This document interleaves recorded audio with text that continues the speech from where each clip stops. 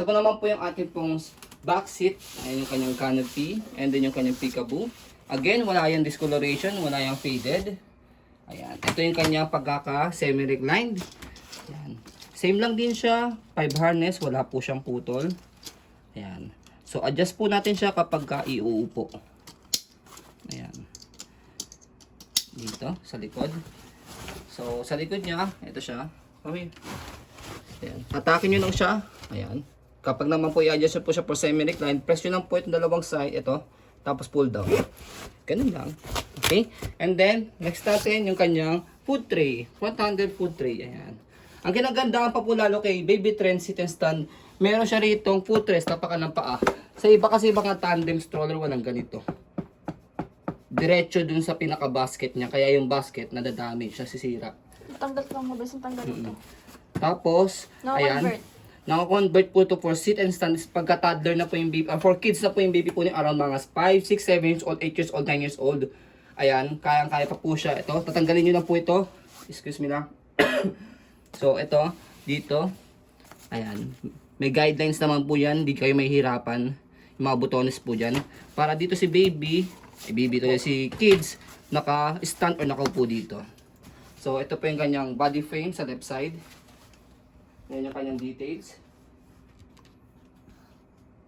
Pati yung kanyang gulong.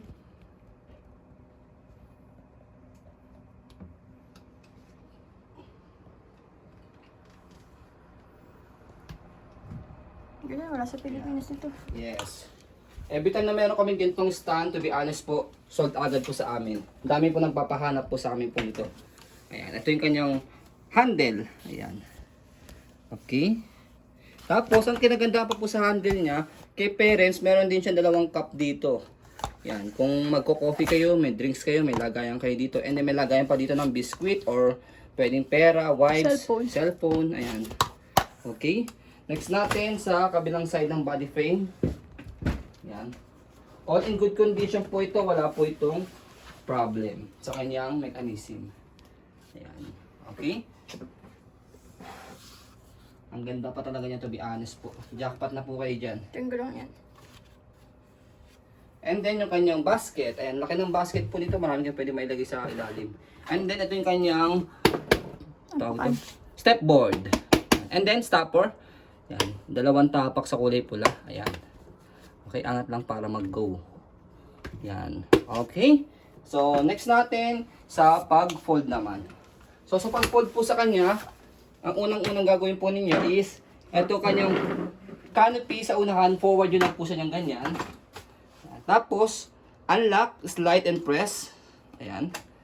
May note naman po dyan, slide and press. Tapos, bend nyo lang po siyang paharap, tapos compress nyo po siya. Ayan. Okay? So, double check nyo lang po yung gulong. Baka mamaya tumatama yung gulong dito, kaya hindi nyo siya makompress. Kaya, adjust nyo lang siyang ganyan. I-adjust nyo lang. Pigot mo siya. Yan.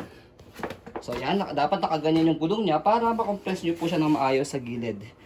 Ayan, yung lock niya. So, ang ganda nito dahil pagka pinold siya, can stand. Ayan. Okay? So, next natin, kapag inopen siya, napakadali lang din.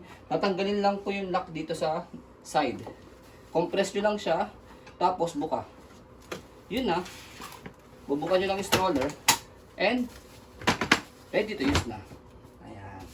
Okay? So, ayan po, so you can see, very details po kami sa ayan pong pag-video, kasi kami siya policy. No refund, no exchange. What you see is what you get.